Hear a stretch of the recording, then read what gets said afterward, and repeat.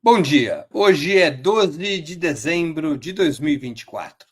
Meu nome é Breno Altman e está começando mais uma edição do programa 20 Minutos.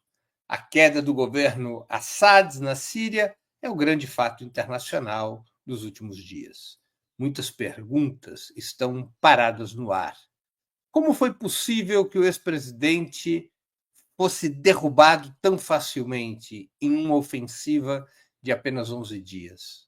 Quais são as forças que comandaram sua derrubada e o que desejam? O que pensam e como agem os grupos islâmicos que lideraram a rebelião? A Síria poderá ter um governo estável ou continuará fragmentada? Essas e outras questões serão temas de nossa conversa com o ilustre convidado de hoje, professor Paulo Sérgio Pinheiro. Entre outras destacadas funções, foi relator especial de direitos humanos na ONU sobre a Síria, da ONU sobre a Síria. Formado em Direito pela Pontifícia Universidade Católica do Rio de Janeiro, com doutorado pela Universidade de Paris, também foi professor titular de Ciência Política na USP e ministro de Direitos Humanos no governo Fernando Henrique Cardoso. Fiquem conosco, já vamos começar.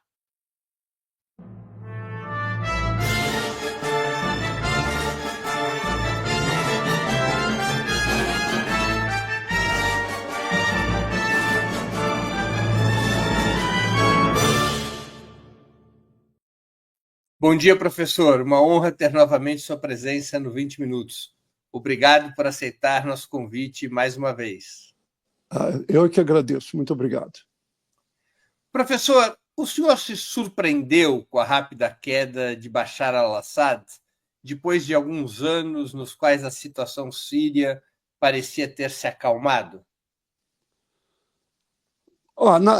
Na verdade, eu creio que houve uma superestimação da consolidação do presidente Assad na Síria. O que nós sabemos, e repeti isso durante os últimos 3 anos, é que, na verdade, a guerra não acabou na Síria. Acabou ou foi limitada no eixo, nesse principal eixo onde os rebeldes conseguiram conquistar. Não havia conflitos abertos, mas dentro do país e fora dessas grandes cidades, a guerra não terminou. Havia diminuído os bombardeios por parte do governo da Síria e depois da Rússia, mas, por exemplo, no governorado, o estado, província, como é que você quer chamar, de Idlib, a maluquice para onde o governo mandou todos os grupos não estatais armados, à medida que eles iam sendo derrotados. A província tinha 2 milhões, hoje tem 5 milhões. 5 milhões de habitantes. Bom, então, o primeiro apontamento é isso. O segundo, não vou dizer que todo mundo está dizendo, nós não prevíamos nada. Não é bem assim. Desde o começo de novembro, nós achamos que havia uma surpreendente intensidade de conflitos entre o HTS, quer dizer, o Coletivo pela Liberação da Síria e do Levante, que hoje está no poder na Síria, com o exército do governo. E que não é o que tinha acontecido nos últimos meses. Isso foi um pouco isso não nos surpreendeu. A outra coisa é também os insistentes apelos do presidente Erdogan da Turquia para que o presidente Assad conciliasse, fizesse algum entendimento com esses grupos islâmicos salafitas, e também isso só por rumores que alguns comandos do exército sírio, extremamente desfalcado, calcula-se que nesses 11 anos 100 mil soldados foram mortos, coisa que nunca se fala, né? Parece que é uma guerra contra um fantasma. E isso era um pouco esquisito. Então, na medida em que começaram os combates mais decisivos para esse avanço, é claro que a rapidez com que isso ocorreu chama atenção. Olha, em 50 anos de acompanhando rebeliões, revoluções, etc., nada ocorre tão rapidamente sem que tenha havido alguma coisa que estimule. Quer dizer, claro que o estímulo primeiro, mais recente, foi a destruição das posições do Hezbollah na Síria pelo Irã. Agora, desculpe, do Hezbollah e de posições da Síria, a posições do Irã na Síria pelo Estado de Israel. Durante os 10 últimos anos, nunca Israel parou de bombardear a Síria. E especialmente nesse ano pós 7 de outubro, isso tudo foi intensificado. Nós vamos falar de outras etapas, eu vou falar logo disso. Agora, a coisa mais absurda que ocorreu, e o mundo assiste isso, e a mídia, como se fosse absolutamente normal. A Síria fez mais de 500 ataques aéreos para destruir a Força Aérea, a Marinha. Nunca nenhum grupo jihadista teve Marinha. Fazendo isso para prevenir o que os armamentos também destruíram a porção de armamento, e fez uma coisa escandalosa em direito internacional, foi que invadiu a faixa entre as colinas do Golan e a Síria. Há 50 anos não tinha havido nenhuma incursão. Israel entrou, ocupou uma faixa de 400 quilômetros quadrados, território da Síria. Quer dizer, não há nenhuma norma internacional que autorize essa intervenção preventiva. As declarações, eu vou parar de falar, as declarações do bizarro atual ministro da Defesa de Israel, que foi aquele que humilhou o meu amigo Fred Meyer, que era embaixador de Israel, convidou ele para a cerimônia em hebraico, passou um sabão nele e depois declarou que o presidente Lula era persona não grata. Então, essa pessoa bizarra que considera o Brasil um anão diplomático... Israel Katz. Exatamente, é uma figura prosaica, mesmo no debate interno político de Israel, é bizarríssimo. Então, uma vez ele citou Herodes para se comparar a alguma coisa que nunca se tinha conseguido fazer, ele tinha conseguido fazer. Ele faz, inclusive, as invocações bíblicas. Mas, então, o pior é que o primeiro, não só o ministro da Defesa, como o gangster primeiro-ministro, Bibi Netanyahu, quem cita ele como gangster, eu sempre gosto, é a Lúcia Guimarães, na Folha de São Paulo. Dizem que vão continuar fazendo quando eles acham necessário. Então, é uma posição meio esquizofrênica que, de certa maneira, Bibi comemorou a queda de Assad. Mas, por outro lado, eles têm que se prevenir dos jihadistas. A liderança do HTS ficou muda até agora. O Al-Jolani, que é o líder efetivo, também não falou nada. Agora, esse foi o mais escandaloso fato novo, e a comunidade internacional acha isso natural. Inclusive, o líder da mais importante potência ocidental disse que Israel tinha todo o direito de exercer o seu direito preventivo de defesa. É como se Israel tivesse carta de corso, não é? Fazer o que quiser, pode fazer o que quiser. Um Estado pirata que recebe uma carta, uma licença para agir como quer. Essa licença não foi só agora, mas foi a licença dada nesses últimos 12 meses. O genocídio continuou porque as potências ocidentais foram os primeiros a visitar a Bibi e apoiaram esse genocídio até o final. Eu devia ter falado isso no início, que é um pouco bocó, mas eu tenho que falar. Tudo que eu disser aqui é em caráter absolutamente individual e não implica nenhum mandato que eu tenha nas Nações Unidas. Por isso que eu sou um pouco discreto em relação a quais das potências ocidentais. Mas nem é um óleo descobrir, todo mundo sabe de quem que eu estou falando. Agora, professor, quando o senhor diz que teria que ter algum impulso para algo tão acelerado como foi essa ofensiva contra o Assad, ao que o senhor está se referindo? O senhor acha que houve, nessa reta final, uma atuação mais incisiva de atores estrangeiros, como a Turquia, os Estados Unidos, isso teria jogado um papel decisivo? Olha, eu não sou muito a favor de teorias conspiratórias, mas historicamente nós não devemos esquecer que os Estados Unidos gastou 5 bilhões para treinar militantes jihadistas moderados. Eu vou contar a primeira piada do dia, eu não sei se já contei isso aqui, mas eu acho tão boa. Eu encontrei um ministro, não vou dizer o nome, de uma grande potência europeia, que é um dos membros permanentes. E ele me disse: Paulo, você não se preocupe, porque nós só estamos entregando armas para os grupos islâmicos moderados. Aí eu disse: senhor ministro, eu queria fazer uma pergunta.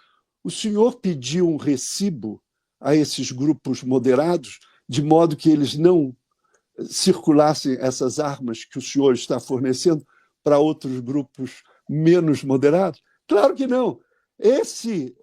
E mesmo, quer dizer, eu quero ter uma atitude respeitosa em relação ao Jolani, pelo próprio interesse que eu tenho de ir tão logo possa à Síria. Então, mas não deve ser esquecido o currículo dele. Ele, depois de 5 anos de preso no Iraque, ele foi quem fundou a sucursal do Al-Qaeda na Síria, que foi o Al-Nusra. Graças ao que as Nações Unidas e os Estados Unidos consideram o HTS como entidade terrorista. As duas entidades terroristas que a ONU reconhece nesse período é o ISIS, o Estado Islâmico, e o Al-Nusra. No meados dos anos 2010, ele rompeu, especialmente com a face internacionalista do jihad, e se dedicou especificamente sobre a Síria. Mas não esquecer que esse grupo Al-Nusra e alguns grupos menores aliados fizeram uma incursão em Latáquia contra os alauítas e cortaram muitas mãos. Em Latáquia é onde fica também uma das bases russas. Né? Logo ali, Tartus é uma coisa pertinho. Não estou dizendo que ele fez isso, mas o currículo dessas entidades não é líquido. Então, o Ocidente estava por trás, e os dirigentes das potências ocidentais, não, a semana que vem ele sai, tinha dia e hora que o Assad não caiu e ficou até cair por outros motivos. Então, da outra parte, eu seria irresponsável dizer que a Turquia bancou essa ofensiva. Eu tenho certeza que não, mas é o único país que tem uma relação amigável. O que a Turquia apoia é o Exército Nacional Sírio desde o começozinho da rebelião, e a nossa comissão foi a primeira a ter contato com eles lá em 2012, e algumas duas grandes entidades internacionais de direitos humanos ficaram muito ciumentas porque nós conseguimos entrevistar esse senhor. Esses, sim, até hoje são bancados pela Síria. Olha, não se exclui, não esquecer que a Turquia é um membro da OTAN. Eu não excluo circulações de inteligência entre outros países. Então, agora, e eles estão muito bem organizados, as armas boas, os uniformes novos, e eu acho extraordinário, e eu acho que isso é o mérito do senhor Al-Jolani, é a disciplina. Ele tem mantido uma certa disciplina. Tem havido uns probleminhas em Alepo, tem muito deslocamento interno, sei lá, eu calculo de 1 milhão de deslocamentos de todo esse eixo em que houve. Houve looting, houve saque no Banco Central, mas isso foi controlado. Ele diz que os responsáveis vão ser responsáveis pelas torturas, execuções, desaparecimentos vão ser punidos. É claro, eles têm tido uma atitude positiva na abertura das prisões. Eu vi o filme de Sednaya, é impressionante, eu não tinha entrado lá, e eles estão abrindo, e os familiares estão podendo, enfim, as prisões estão abertas na Síria. Eu só espero também que as prisões de Idlib, depois desse avanço via estabilidade com uma pitada democrática, também ocorra em Idlib, porque tem muita gente presa arbitrariamente, especialmente organizações de direitos das mulheres. Então, para terminar, eu acho inverossímil que essa campanha tão rápida não tenha contado com outras contribuições. Eu não estou fazendo processo em intenção ao HTS, mas eu digo que eu tenho 80 anos e estou olhando isso há 50 anos. Então, eu não conheço uma coisa tão rápida como por parte de um grupo jihadista, antigo grupo jihadista, ter conseguido fazer isso. Mas eu não estou, quer dizer bem claro, não estou afirmando, não estou dizendo. Eu acho inverossímil que alguma coisa não tenha vindo em ajuda a eles. Professor, a Rússia e o Irã, aliados de Assad, foram pegos de surpresa? Olha, não creio, não creio. A Rússia, em primeiro lugar, ele já tinha retirado muitos contingentes, muitas armas, porque não dá. Depois que as potências ocidentais autorizaram a Ucrânia a usar mísseis dentro da Rússia, a Rússia já sabia e já tinha contatado, tinha tido conversas com Assad. Assad também não foi totalmente surpreendido. Da parte do Irã, idem com batatas, depois da destruição do Hezbollah. E depois que a Israel descumpre a Convenção de Viena, que é uma das coisas mais respeitadas no mundo diplomático, e bombardeia o consulado do Irã em Damasco. O que você quer? Então, o Irã estava muito ciente e não começou a retirar seu pessoal depois da conquista do HTS, muito antes. Mas eu queria só uma nota de rodapé para dizer por que a Síria é tão importante. Porque a Síria abrigava 500 mil palestinos. A Síria era o único país com um exército convencional, quer dizer, sem armas atômicas, porque Israel é uma potência nuclear, capaz de dissuadir Israel de avançar, fazer mais outros avanços. O enfraquecimento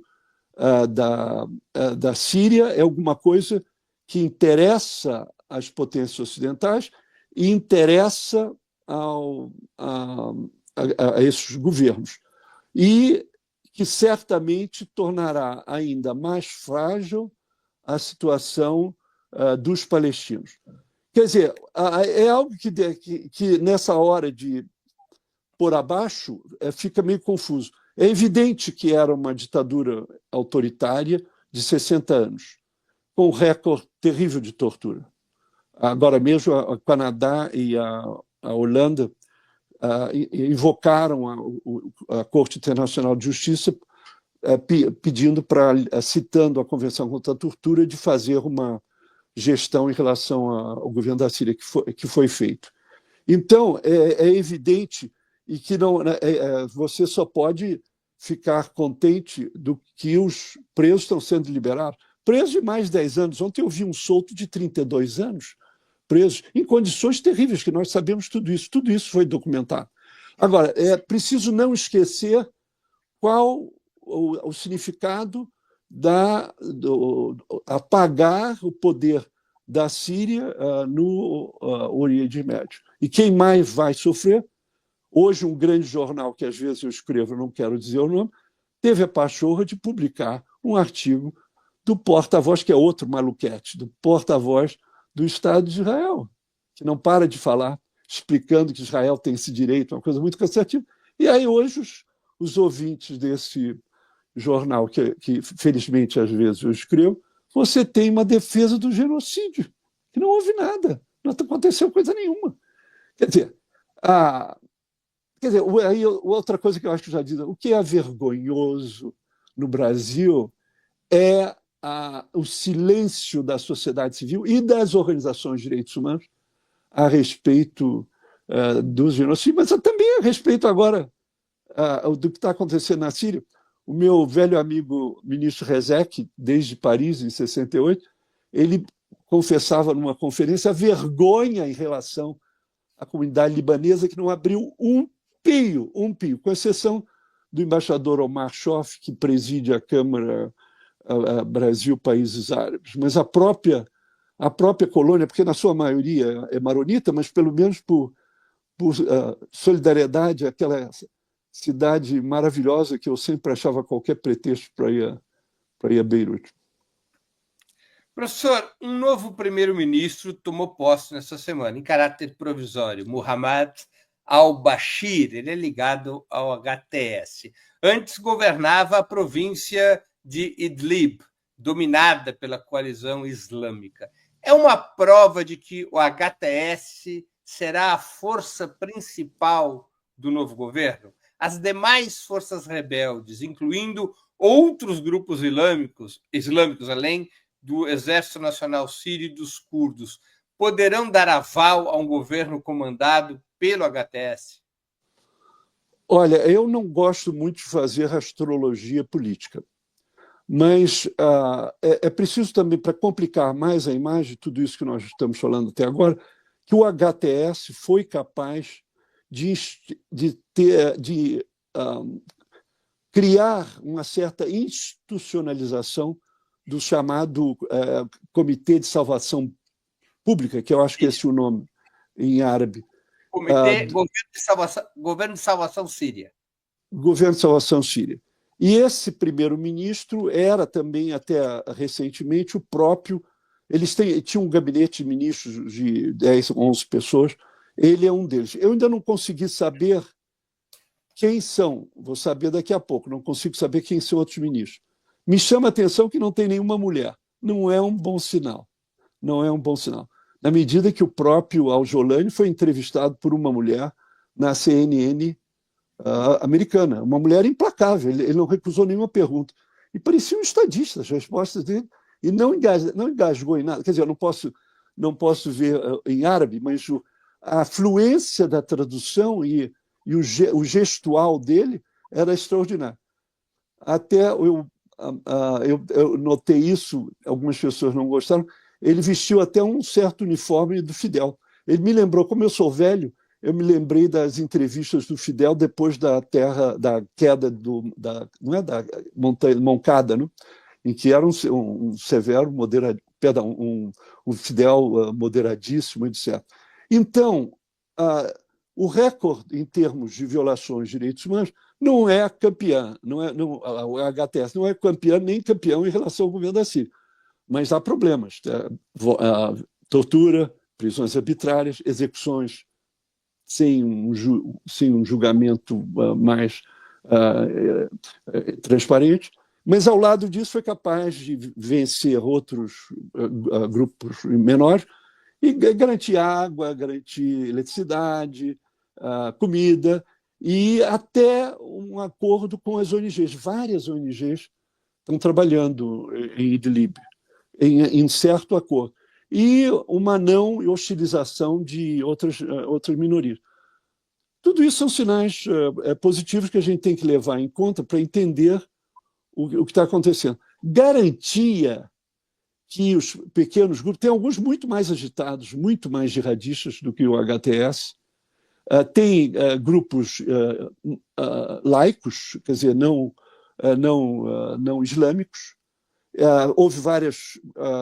o Al-Jolani assegurou que os cristãos não vão ser perseguidos. Até em Alepo houve uma missa. Em Alepo as igrejas não podem ter a cruz, mas há igrejas funcionando, o que é em Alepo, porque, como você sabe, é uma cidade muito sofisticada, etc. Uma coisa diferente em relação a outras cidades da Síria. Então tem outros sinais, quer dizer, seria injusto nós não levarmos em conta todos esses sinais. Agora, sem fazer astrologia política, não há nenhuma garantia de estabilidade. Quer dizer, garantia de estabilidade com esse caleidoscópio de grupos pequenos dentro da Síria é a confusão geopolítica. Os Estados Unidos teve 75 alvos e disseram aonde tudo para esvaziar o perigo desses jihadistas. E, ao mesmo tempo, os Estados Unidos vai ter que tirar o prêmio de 10 milhões que a CIA impôs para quem conquistar o Jolândia. É muito interessante você ganhar 10 milhões de dólares. Ora, seja feito também o meu colega, uma figura exemplar, que é o enviado especial do secretário-geral, o Gerd Peterson, que inclusive já se viu no Brasil, ele conhece o Brasil, é ele mesmo dizendo, olha, não vai dar para eu negociar com o governo da Síria se não for retirada essa nominativa de terrorismo, porque era o mesmo caso nosso. A comissão fala com todo mundo, todos os países e todos os grupos, mas o grupo terrorista nunca falamos diretamente, porque era o único grupo, da mesma maneira que eu nunca tive contato com o Estado Islâmico, nunca tivemos contato direto com o HTS. Mas garantia, Breno, de estabilidade, vamos ficar devendo, como se diz aqui em São Paulo. Como é que o senhor projeta a relação que esse novo governo, que esse governo provisório terá, de um lado com os Estados Unidos e Turquia, de outro lado com a Rússia, cujas únicas bases militares no exterior são exatamente na costa mediterrânea da Síria? Comecemos pela Rússia. Houve encontros, mesmo antes de chegarem a Damasco, que eu saiba, entre a Federação Russa e enviados ou com o próprio Jolândia. Eu não posso assegurar isso. Então, a HTS comprometeu a não atacar as posições russas, especialmente Tartus, que e é complicado. O medo que eu tinha, havendo o avanço deles, é que a costa do Mediterrâneo ia ficar totalmente isolada do avanço no eixo de Alepo, Rama e Damasco.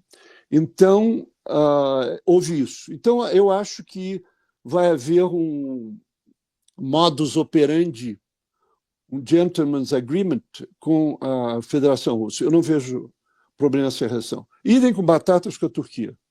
A Turquia é um interlocutor do HDS, ainda que tenham tensões, mas você sabe que tanto a Rússia como a Turquia, depois, no meados dos anos 2010, fizeram um acordo, uma coisa de de-escalation. Em português é horrível, de-escalonamento, sei lá o quê, de parar os combates.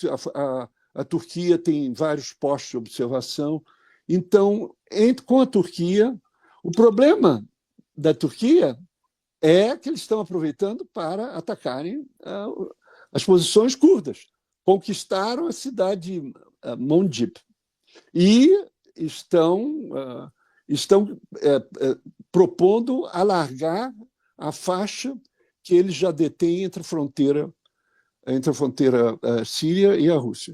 A grande incógnita é os Estados Unidos. Quer dizer, o Biden, nós sabemos tudo que ele fez até agora e que ele vai fazer até sair. É uma incógnita. O Irã teria conversado com esse Elon, esse da Tesla, fizeram um acordo, fizeram uma conversa, não sei que acordo. Ao Irã não interessa, nesse momento, reabrir qualquer conflito na Síria. Então, isso também pode ser, ainda que seja, enfim, sunitas versus xiitas, ainda que isso não tenha impedido o Irã de apoiar o Hamas, que é sunita, eu acredito que, quer dizer, a grande incógnita, além de Israel, quer dizer, Israel está se comportando como um elefante em loja de louça, quer dizer, e assim, justificar. Não é o meu colega relator especial sobre terrorismo, ele agora numa entrevista, não há nenhuma norma internacional que autorize isso.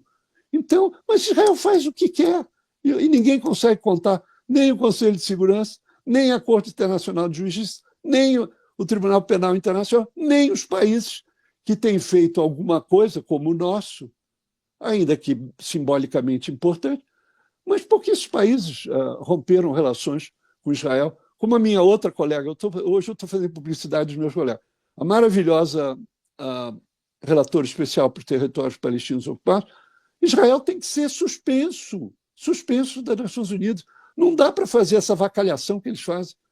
Declarar não só o Lula, mas o secretário-geral da ONU como persona não grata. Isso é absolutamente alucinante.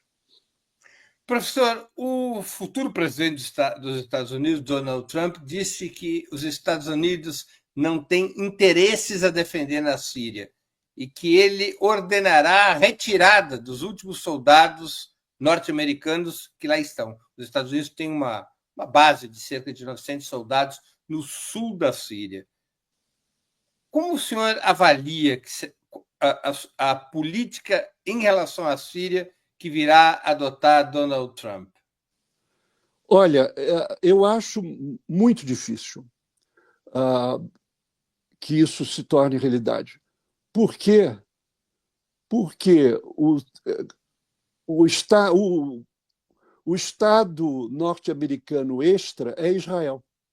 E a política dos Estados Unidos em relação à Síria vai ser determinada por sua posição em relação a Israel, que nós já sabemos qual é.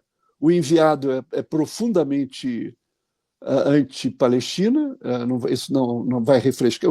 O pessoal que ele tá nomeando não vai ajudar a ter essa política equidistança. A Síria é muito importante para que não ser levado em conta, especialmente depois. Mas perdoe-me interromper, professor. Quando o senhor diz que a Síria é importante, isso significa que os Estados Unidos pretendem ter, e com quem eles poderiam fazê-lo, um governo aliado, ou, como Israel, os Estados Unidos pretendem fragmentar a Síria o máximo possível para impedir que a Síria seja um ator relevante no Oriente Médio?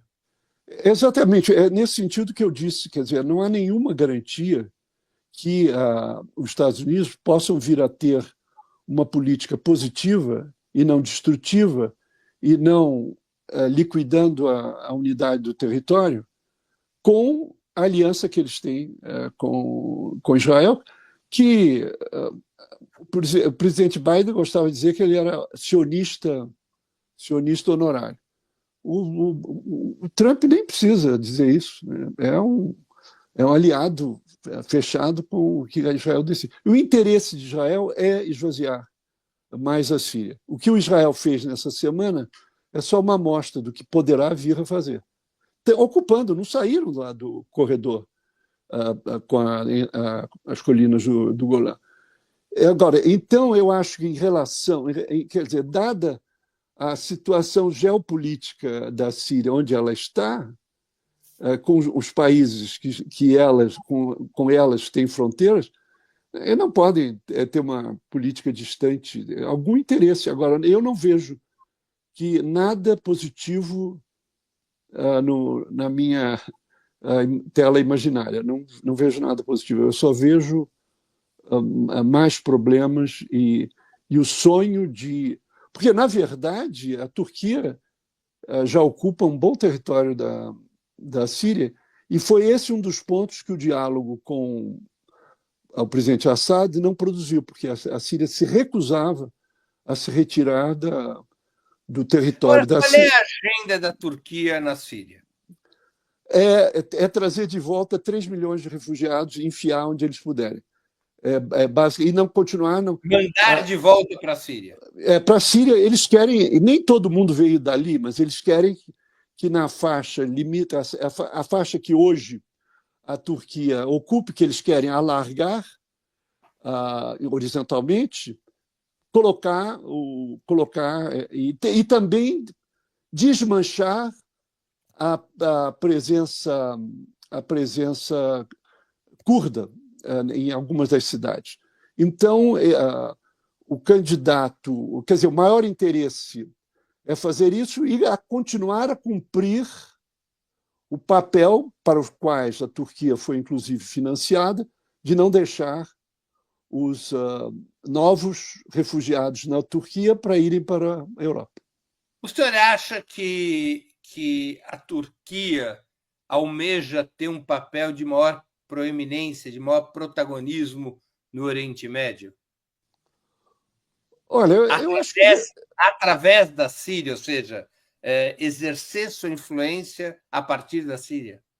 Olha, eu acho que ele já tem essa influência. Quer dizer, você veja qual foi a dificuldade de convencer a Turquia a aceitar os novos membros da OTAN, como a Suécia. O esforço do... Quer dizer, não é que ele vai ter, ele já tem.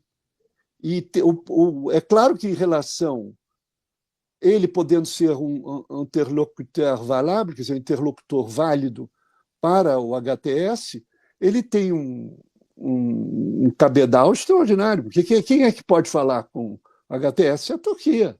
A Rússia também vai poder falar, mas totalmente desamparada. A Rússia não vai poder reassumir enquanto não resolva a questão da Ucrânia e daqueles outros territórios que O foram Irã vai ocupados. poder falar com o HTS?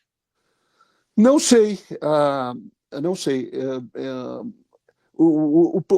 A questão é que, na medida que a Síria deixa de ter um papel dissuasório no combate em relação a Israel, não sou eu que estou dizendo, estou lendo em vários lugares, apesar das conversas que estão ocorrendo entre o Irã e o Ocidente sobre a questão das sanções, a tentação do Irã de ter uma arma nuclear vai ser muito maior em termos dessa desestabilização no Oriente Médio, especialmente em torno da Síria. Professor, como que o senhor avalia que o novo governo, esse governo liderado pelo HTS, enfrentará a questão palestina e a relação tanto com o Líbano quanto com Israel? Olha, isso é você que tem que dizer um dia, porque eu não tenho a menor ideia. O que eu acho é que, com o genocídio em Gaza e a continuidade, não é que Israel parou, não, continuam bombardeando, você sabe melhor do que eu. Então, a situação dos palestinos, eu acho que seria. Que eu também vi muito discussão intra redes sociais dos palestinos, gente a favor e contra Assad. Era melhor não parar de discutir isso e se preocupar com o que você está me perguntando. O que vai ser em relação ao Estado da Palestina, não é?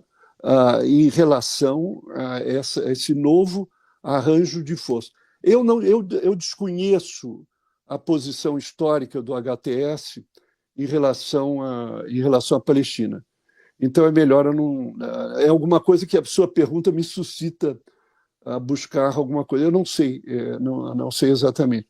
O Irã está Porque o nesse. Hamas, por exemplo, celebrou a queda do Assad e a ascensão do HTS.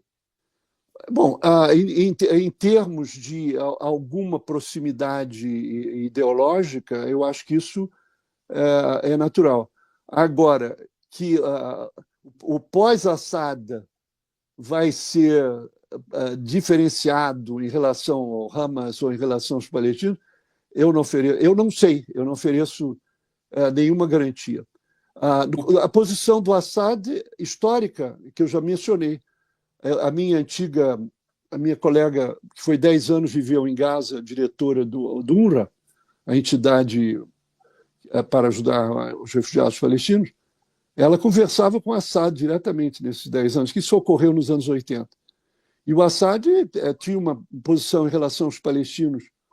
Os 500 mil palestinos extraordinários, podiam trabalhar, fazer escola, era uma situação de sonho em relação ao apoio. Então, nós sabíamos que a posição do presidente Assad, apesar dos seus métodos, era de total solidariedade.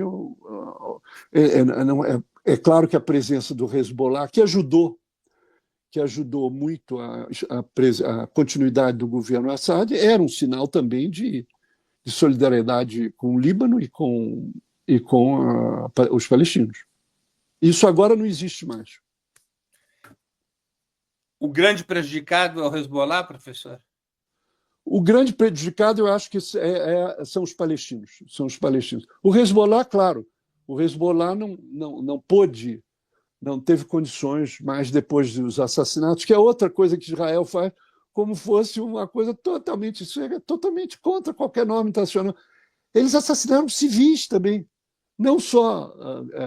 Então, tudo isso há uma naturalidade em aceitar tudo que Israel faz. Israel inovou na história das guerras, porque exércitos em guerra contra outros exércitos não tinham por hábito assassinar como uma agência de sicários comandantes do outro lado. Os comandantes que morriam em campos de batalha. Agora, sair assassinando lideranças políticas e militares é uma novidade introduzida pelo regime sionista, né?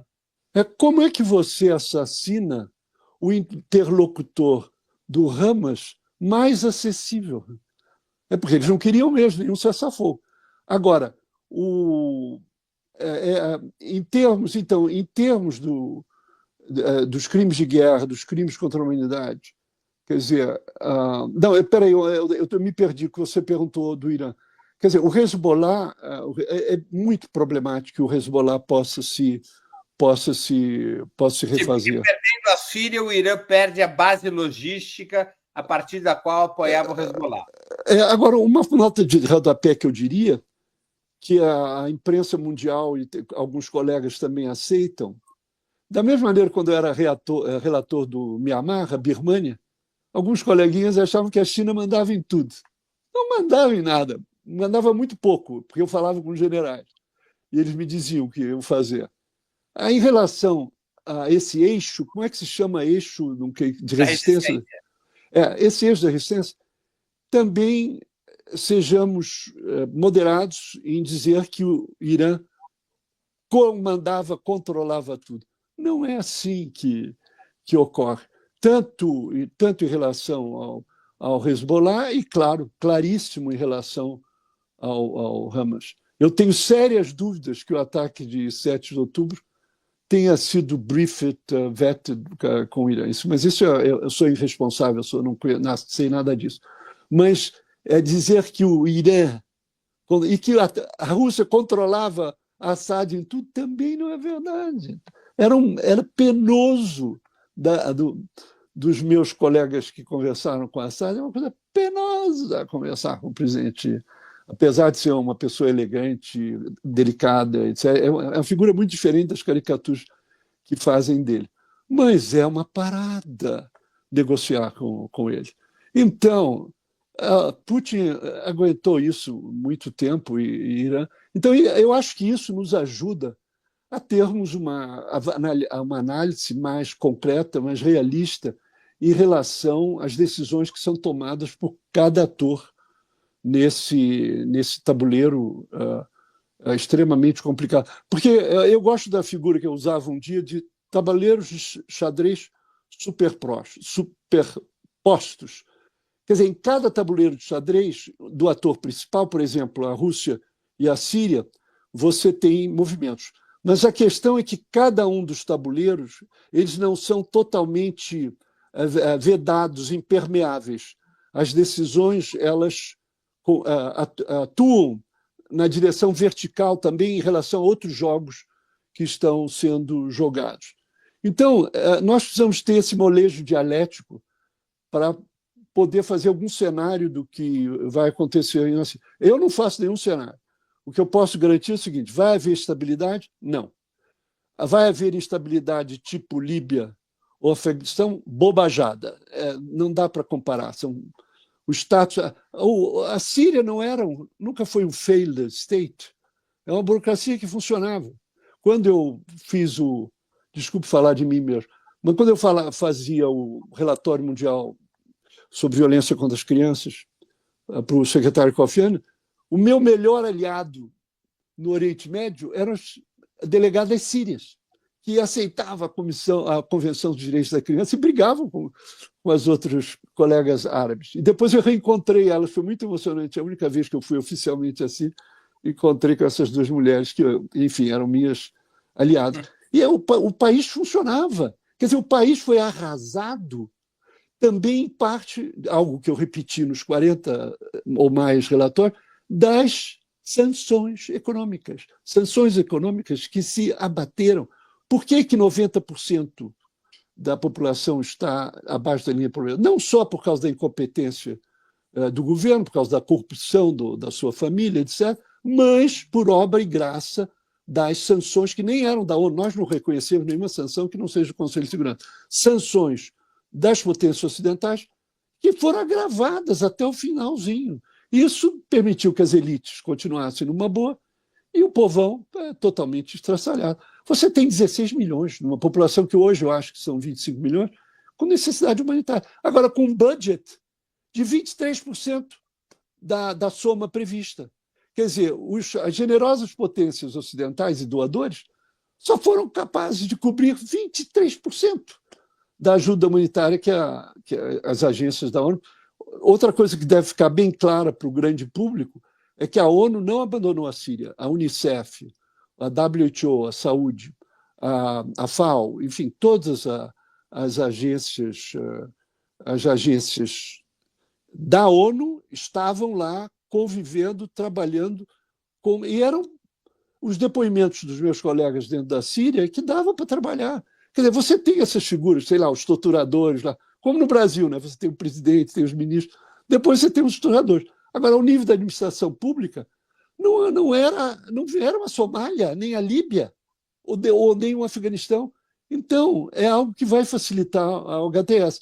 O HTS já conversou com o primeiro-ministro, conversou com o antigo interlocutor meu, que agora é vice-primeiro-ministro, o Mexad, que era o ministro das Relações Exteriores durante esses 11 anos, e não tem havido, por hora, vingança em relação à comunidade alauíta, mas é difícil que o horror, a tristeza, o sofrimento das dezenas de milhares de famílias sírias é enorme. Em um momento, isso pode acender se o HTS não conseguir controlar. Antes de continuarmos, eu queria lembrar vocês que a Opera Mundi continua sofrendo ataques do lobby sionista em represália à cobertura jornalística que temos feito acerca dos ataques genocidas do Estado de Israel contra o povo palestino. Nós seguiremos lutando para levar informação gratuita e independente a todas e a todos, mas nós precisamos do apoio de vocês para sustentar e desenvolver nossa cobertura jornalística. Essa ajuda pode ser feita de várias formas. A primeira delas, fazendo uma assinatura solidária em nosso site, no endereço operamundi.com.br/apoio. Vou repetir o endereço para assinar em nosso site, operamundi.com.br/apoio. Segunda forma de contribuição, tornando-se membro de nosso canal no YouTube. Basta clicar em Seja Membro e escolher um valor em nosso cardápio de opções. Terceira forma de colaboração é através do Super Chat ou do Super Sticker durante nossos programas ao vivo, como o de hoje, ou da opção Valeu, valeu demais em nossos programas gravados. E a quarta forma de contribuição é através do Pix. A nossa chave no Pix é apoie@operamundi.com.br. Vou repetir. Nossa chave no Pix é apoie@operamundi.com.br. Opera Mundi lançou nova campanha de arrecadação para nos dar mais forças na nossa atividade jornalística, para ampliar a cobertura dos acontecimentos no Oriente Médio e outras partes do planeta. Fazendo uma assinatura solidária através do link omundi.news/bandeira. Eu vou repetir o link, omundi.news/bandeira. Você nos ajuda e ainda recebe um brinde exclusivo, uma bandeira palestina livre, desenhada pela artista Gabriela Fero. A campanha vai até 31 de janeiro de 2025, ou enquanto durarem os estoques. São duas faixas de contribuição nesta campanha. Uma faixa para quem faz uma assinatura mensal, valor de R$ 99,00, e quem fizer uma assinatura anual, a parcela mensal é de R$ 85,00. Nessas duas faixas, você ganha de brinde uma bandeira Palestina Livre, do Rio ao Mar, desenhada pela artista Gabriela Pero. A solidariedade ativa e generosa de todas e todos é decisiva para o avanço e a qualidade de nosso trabalho. Eu fico aqui, como eu sempre digo, um pouco constrangido de pedir o apoio assim tão enfaticamente, mas é que a imprensa independente depende de seus leitores, das suas leitoras, das suas espectadoras, dos seus espectadores. Especialmente nesse final de ano, nós estamos precisando muito do apoio de vocês. Eu queria solicitar isso, essa contribuição, essa colaboração de vocês ao nosso trabalho. Aproveito para agradecer os novos membros do canal de Ópera Mundi no YouTube: Sandra Adams, Rosa ML, Eunice Nedel, Cecília Bastos, Vânia Dutra, Paulo Sérgio Fioravante e Jardim. Vamos aqui continuar nossa entrevista com o professor Paulo Sérgio Pinheiro. Professor, os curdos são uma minoria expressiva na Síria e controlam a região leste do país, praticamente a governando com autonomia consentida desde 2017, com um certo apoio dos Estados Unidos por seu papel exatamente na luta contra o Estado Islâmico e também, segundo muitos estudiosos, porque os Estados Unidos acreditavam que apoiando os curdos ajudavam a desestabilizar Assad. O senhor acha que o novo governo manterá a política de Assad de acatar tacitamente a autonomia do Kurdistão sírio, ou esse novo governo, com apoio da Turquia, irá para cima dos curdos? Olha, da posição desse novo governo do HTS, eu não posso dizer nada. O que eu tenho certeza são várias coisas. Uma, que a Turquia tem intensificado, através desse exército nacional sírio, que ele ajuda, atacando as posições curdas, atacando algumas pequenas cidades. Isso tem, nesse último mês de novembro e durante esse mês de dezembro, tem sido expressivo. O único ponto de tensão entre os Estados Unidos, o mais importante, você sabe, é justamente porque eles acham que a IPG, as organizações curdas, não são mais que braços armados do PKK, cujo líder está, sei lá, um quarto de século na prisão, o senhor Ocalan.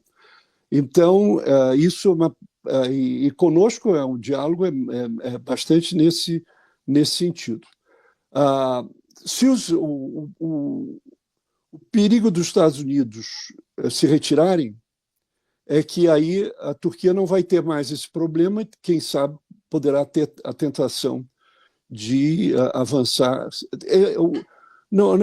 O governo da Turquia tem anunciado durante vários momentos esse avanço da incursão deles nesse período. Então, se os Estados Unidos saírem, os curdos, ainda que seja quase simbólico, 1.900, 900 mil, é muito pouco, mas simbolicamente é importante para os curdos, e que fazem uma administração extremamente curiosa, quer dizer, tem um papel muito grande das mulheres nas Forças Armadas. Quem derrubou boots on the ground, quer dizer, a infantaria, o Estado Islâmico, foram os curdos e as mulheres curdas. Esses é que são os vitoriosos. Claro, os Estados Unidos bombardeou algumas cidades, destruindo 80%, mas no corpo a corpo foram essas mulheres aí que estão aparecendo na tela. E nos meus contatos diretos, tanto no Kurdistão iraquiano como os contatos com esses grupos, eles também conseguem fazer algo que o HTS conseguiu fazer em termos, que é institucionalizar a administração, tratar das verdadeiras necessidades da população. E honra seja feita entre as potências ocidentais, uma das poucas potências ocidentais que ajudou efetivamente os curdos em termos de guerra foi a Alemanha. Então, eu sempre ponho a Alemanha no quadro de honra de que realmente eles foram muito pouco ajudados. Então, eles também são interessantes porque eles seguem um filósofo meio anarquista americano chamado Murray Bock. Eles têm um debate filosófico sobre isso. Democrático. Exatamente. Até isso tem essa experiência. Confederalismo democrático. Mas isso é óbvio que a nossa egrégia mídia não tem a menor informação, não consegue dizer. E também dizer que o Kurdistão é uma grande nação que jamais conseguiu ser autorizada a se transformar num país. Então, a presença, quer dizer, eu acho que em termos de uma Síria mais estável, eu acho que será do interesse concreto da nova administração de ter um arranjo melhor ainda do que eles tiveram com o governo Assad. Quer dizer, mas, de toda maneira, nesse novo período na Síria, a questão da autonomia curda pode ter um peso relevante, até porque a região que os curdos ocupam estão parte relevante das fontes de petróleo da Síria, não? Exatamente, que o futuro presidente Trump disse que eles foram para lá justamente para tirar, ele usou até um termo de tirar, né? To take o petróleo mesmo. Então, talvez seja do interesse eles continuarem lá para continuarem tomando petróleo. Mas eu não sei se isso valerá a pena. Isso é puro astrologia, eu não sei do que. Eu sei que os curdos também estão na linha de tiro. É uma situação extremamente complicada, como é complicada a questão dos alauítas, a questão dos cristãos e a questão de grupos armados árabes que não são propriamente salafistas nem jihadistas. Professor... Agora, só queria dizer uma coisa. O que eu acho que tem faltado no espanto universal é que foi abaixo um governo secular. Um governo secular. Era ditadura, mas era um governo secular. Não, porque os alauítas enfim, não são tão praticantes. Somos alguns os católicos que não vão à missa, etc. São a variável mais moderada do sunismo, né? E mais secular, e mais laica. Né? Então, esse é outro desafio que o mundo democrático vai ter que saber conviver. Eu tenho aqui uma pergunta de um espectador nosso, o André Vinhal. Ele é membro do canal, contribuiu aqui com o Superchat, e ele pergunta: a destruição do governo sírio vai intensificar o problema dos refugiados na Turquia? Isso poderia causar problemas para a hegemonia de Erdogan? E tem uma segunda pergunta do El Cabron, também contribuiu com o Superchat. Então a ONU acabou? Não serve mais para nada? E também quero aproveitar para agradecer as contribuições que foram feitas e os novos membros do canal, a Eliane de Andrade, que virou membro do canal, a Deise Bentin, que colaborou com o Super Sticker. Professor, essas duas perguntas o senhor responda como... Vou responder a última, porque, claro, não vou dar um tiro no pé numa organização que eu colaboro faz 30 anos. Então, é preciso, como eu já disse, distinguir o que é a ONU. O Kofi Annan dizia: a ONU são os Estados. Não é uma galáxia, sabe? Não é uma galáxia que vive fora do mundo. São os Estados, membros, 195 Estados e territórios membros que fazem a ONU. Não confunda o Conselho de Segurança. Eu talvez embarcasse na sua canoa porque o Conselho de Segurança tem uma configuração de poder congelada desde 1948. Desde 1948 que nós temos os 5 membros permanentes. Claro que a China foi sucessora da outra China nacionalista, mas, enfim, são os mesmos países. Desde 1948, os 3 principais secretários em todos os mandatos que eu tive que lidar em Nova York, um é do Reino Unido, outro é americano e o outro é francês. Não quer dizer que eu tivesse sempre ótimas relações, mas não dá para ser isso. Não dá para ser isso. Então, há um problema dos órgãos políticos, há um problema das resoluções binding, obrigatórias, do Conselho de Segurança em relação à Síria ou Israel, jamais terem sido aplicados. Depois você tem a Assembleia Geral, que, para ter implementadas as suas decisões, precisa do Conselho de Segurança. Como o Conselho de Segurança tem essa configuração de poder congelada, não, e os vetos das cinco ex-potências maiores, o que decide não é implementar. E tem a questão do secretário-geral, que o secretário-geral ele opera também numa configuração dos estados. Não é coisa fácil. Com exceção do único que era nazista, e eu não sei por que deixa um retrato dele na galeria da ONU em Nova York, toda vez que eu passo aquele retrato, eu tenho alguns ímpetos destruidores, mas claro que eu Ele não era farei. austríaco e tinha servido no exército nazista. Wehrmacht tinha participado dos crimes de guerra na região. Eu esqueci o nome dele, Karl... Kurt Waldheim. Kurt Waldheim, isso. Depois foi eleito presidente da Áustria e não podia ir a nenhum país. Ele só podia ir ao Vaticano, porque ele recebeu um título de nobreza do Vaticano. Mas não podia ir para nenhum lugar. Ele nunca saiu da Áustria como presidente. Então, tem esse problema. Tem um maravilhoso o segundo Dag Hammarskjöld, um sueco poeta extraordinário. Depois você teve um dos meus preferidos era o Boutros Ghali, que era um cara que falava, que dizia profundamente confrontacionista com os cinco membros permanentes. Claro, ele só ficou um período. E o secretário Guterres tem operado numa configuração dificílima em termos da geopolítica internacional. Então, não dá. Se você quiser derrubar a ONU, vai ser pior. É melhor com a ONU.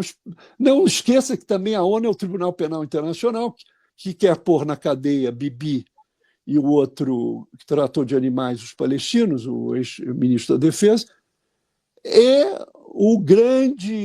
a Corte Internacional de Justiça, que exarou, desculpe o verbo, exarou um julgamento extraordinário sobre o genocídio e depois sobre a ilegalidade da ocupação dos territórios palestinos. Você não vai querer destruir essas duas joias. E depois você tem todos os meus colegas relatores especiais da ONU lutando, né, em países ou em questões. Então, não dá para essa... Você tem que se informar um pouco melhor sobre a organização. Eu acho que eu ajudei um pouco. Qual era a outra pergunta? Eu me esqueci. A primeira. A outra pergunta ela foi feita pelo André Vinhal, se a destruição do governo sírio vai intensificar o problema dos refugiados na Turquia, se isso poderia causar problemas para a hegemonia de Erdogan. Não, eu não creio. Na verdade, eu acho que há uma intenção do governo turco de se aproveitar dessa situação para o retorno dos mais de 3 milhões que estão na Turquia hoje. Eu creio que a Turquia não vai abrir a fronteira com a Síria, porque isso é um acordo com a União Europeia, de não deixar entrar mais refugiados. Mas é o que eu posso dizer. Não me parece que a Turquia queira agravar a situação já agravadíssima por causa do surto de extrema-direita, depois que a Alemanha, a Angela Merkel, fez a generosa decisão de acolher 1 milhão de refugiados. Então, eu acho que o interesse o interesse também do Líbano. Você sabe que depois do bombardeio ilegal do Líbano e da maravilhosa cidade de Beirute, 400 mil sírios voltaram para a Síria. Eles fizeram a escolha certa, diferença de alguns dias. E até o governo Assad suspendeu a multa de $100 que eles tinham que pagar cada um para entrar. Agora, Israel, claro, dinamitou a cidade das quais esses 400 mil estavam saindo para ir para a Síria. Mas então, o Líbano quer que os sírios também voltem, então talvez vão abrir a fronteira. Agora, a Jordânia, o Líbano, fecharam as fronteiras com a Síria.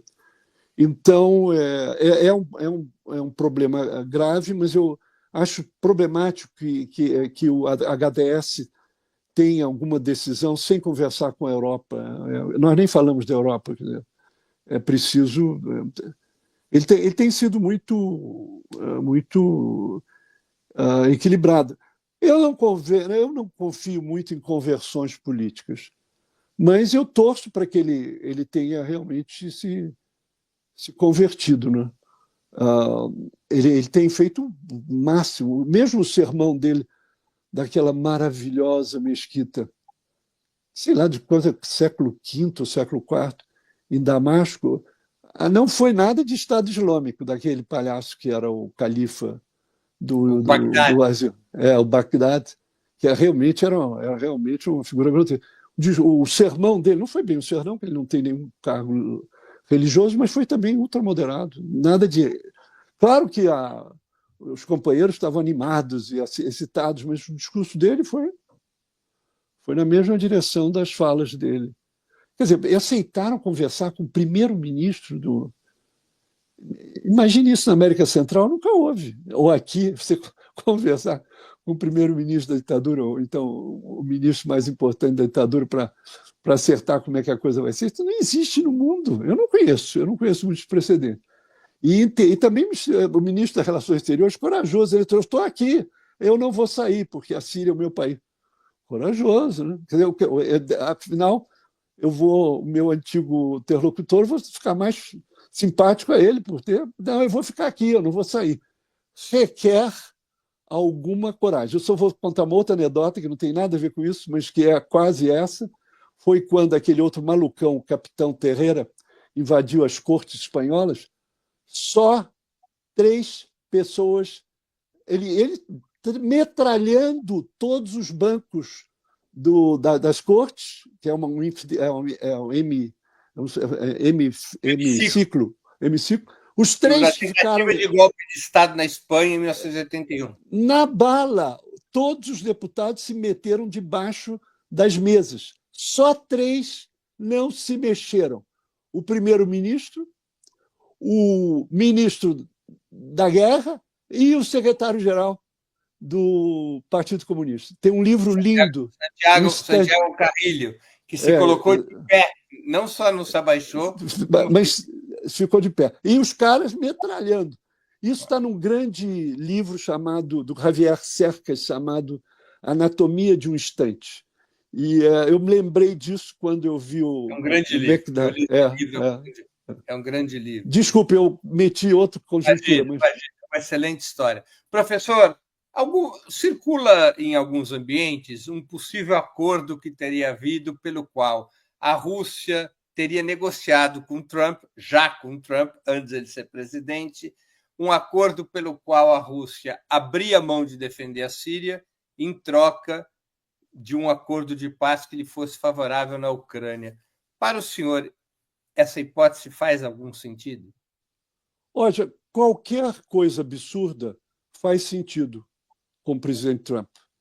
Então, os astrólogos de plantão podem aceitar isso totalmente.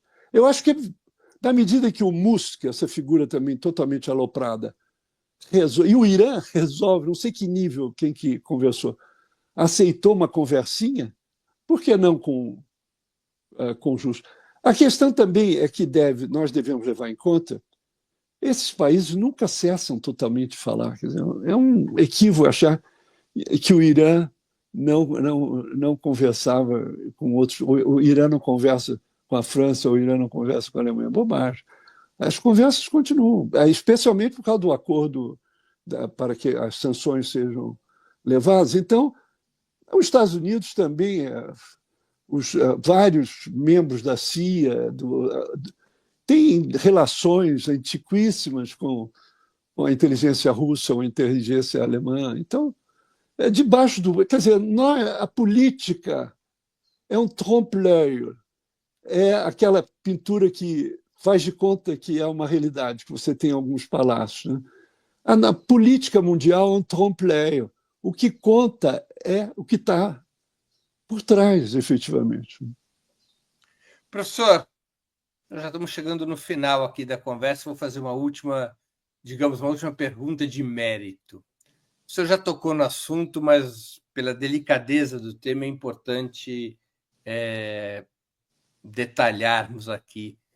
Como é que o senhor avalia a reação do Estado de Israel à queda de Assad, ocupando importantes territórios sírios e praticamente destruindo sua infraestrutura militar?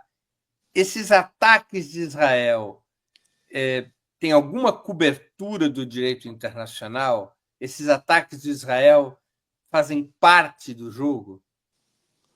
Não, é preciso saber que não tem cobertura em nenhuma norma do direito internacional, das convenções de Genebra. Põe o que você quiser. Não há nenhuma palavra, nenhuma linha das normas internacionais que autorizem Israel a fazer o que está fazendo. São crimes que estão sendo cometidos pelo Estado de Israel contra a população síria na ordem internacional.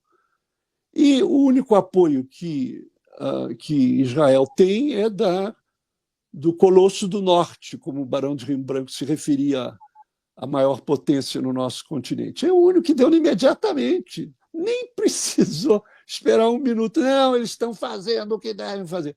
Agora, da parte de Israel, é uma conduta totalmente esquizofrênica. Quer dizer, eu ouvindo o novo ministro da Defesa e o Maluquete, porta-voz do governo, e o repórter britânico perguntava para ele, mas como? Vocês ajudaram indiretamente a queda do Assad e agora vocês estão destruindo tudo? E o repórter, ele que falou isso. Mas não tinha, eles não tinham, os jihadistas nunca tiveram marinha, interesse em ter marinha, e os senhores estão destruindo a marinha. Destruíram a Força Aérea e a Marinha. E depois os locais supostos. Isso é um escândalo. E é uma depressão que a comunidade internacional aceite isso. E alguns países, né, aqueles que seguem pelas regras que eles acordaram, não pela norma internacional. Então, quer dizer, a ocupação da faixa limítrofe entre as colinas do Golan e que invadindo algumas cidadezinhas também no interior das colinas. E eles tomaram de assalto 400 quilômetros quadrados. Roubo, não é? Isso meu colega enviado especial do secretário-geral disse, não é possível, eles não podem fazer isso. Foi ele que disse, né, ontem, numa entrevista coletiva. Israel não pode fazer isso. Agora, a ONU fala, e os países, e outros países dos quais eu não quero falar mal, aceitam isso, acham que foi normal. Ninguém fala, é o silêncio. O que é o pior. Como no Brasil, o pior é o silêncio do Brasil. É o país onde o governo federal redime a tolerância da sociedade civil, das organizações de direitos humanos, com o genocídio na Palestina e com o que ocorreu no Líbano e o que está ocorrendo na Síria. Professor, a causa palestina ganha, perde ou é incerto com essa situação na Síria? Eu não sou um expert totalmente sobre isso, mas perde totalmente. Já perdeu pela tensão. Parece que o mundo esqueceu e o genocídio continua em Gaza. A imprensa internacional e a nossa esqueceram. Aí você tem que ir lá no Le Monde, você vai no Haaretz. O Haaretz foi multado, foi censurado pelo governo de Israel, por Bibi. Não? Então, eu acho que agora, novamente, estão dizendo não, estamos perto de um cessar-fogo. Tá? O presidente Biden disse isso durante 12 meses, não acontecia nada, não acontecia coisa nenhuma. Não, eu acho que Eu acho que era importante, e eu não tenho nenhuma autoridade para dizer nada, mas eu acho importante que os companheiros que lidam com a questão palestina não se iludissem com... Iludissem porque ninguém sabe o que vai acontecer. Não quero dizer que é uma ilusão porque alguma coisa vai acontecer, eu não sei. Muita celebração, além das formidáveis famílias sírias que estão lutando há 60 anos, e alguns mais moços há 11 anos. Então, nós temos que estar solidários com todas essas famílias. Mas, além disso, vamos devagar com a dor, porque quem está perdendo é a luta da população. Ficou sem som.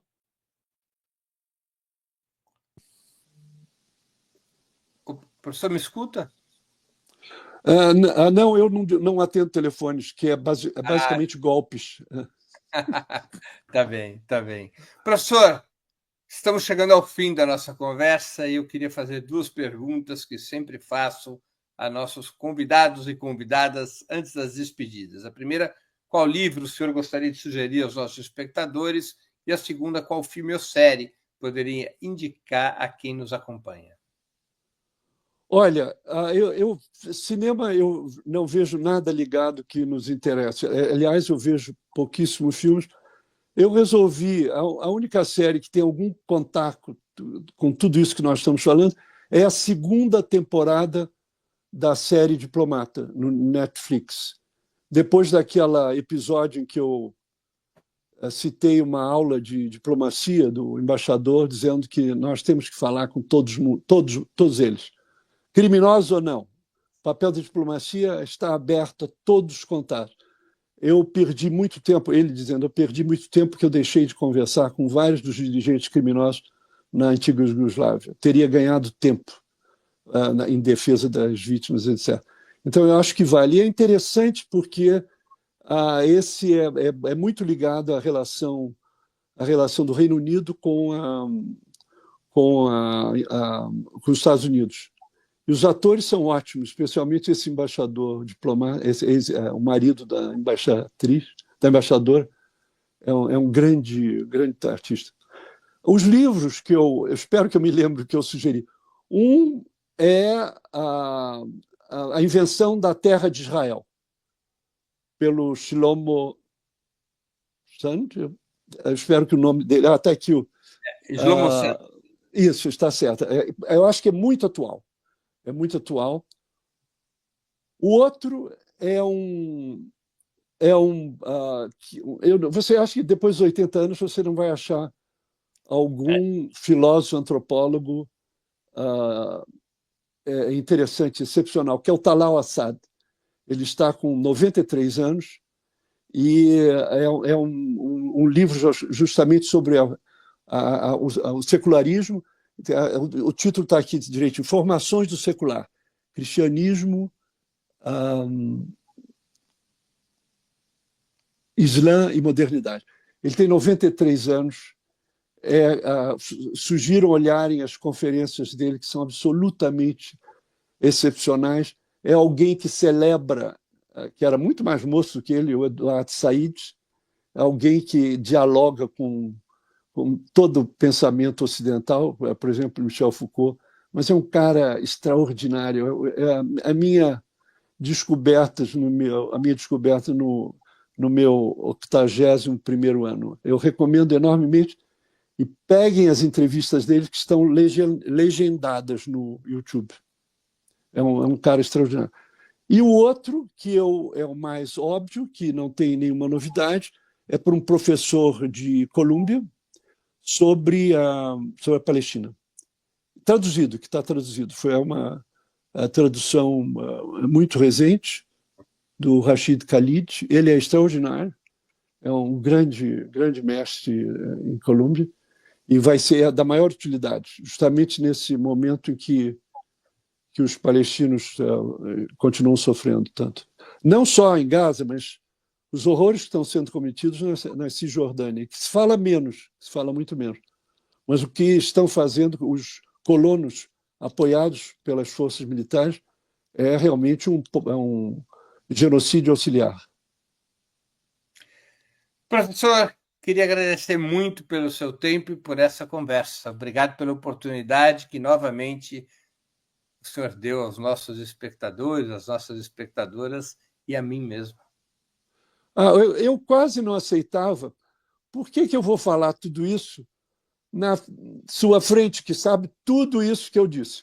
Mas, de qualquer maneira, foi uma maneira de testar o que eu estou dizendo e aprender algo em volta. Então, acho que a troca foi favorável para mim. Obrigadíssimo, foi uma ótima manhã. Muito obrigado. Muito obrigado, professor. Eu quero encerrar agradecendo a audiência, em especial a quem colaborou ou vier a colaborar com a sustentação financeira de Opera Mundi. Sem vocês, nosso trabalho não faria sentido e não seria possível. Um grande abraço a todas e a todos.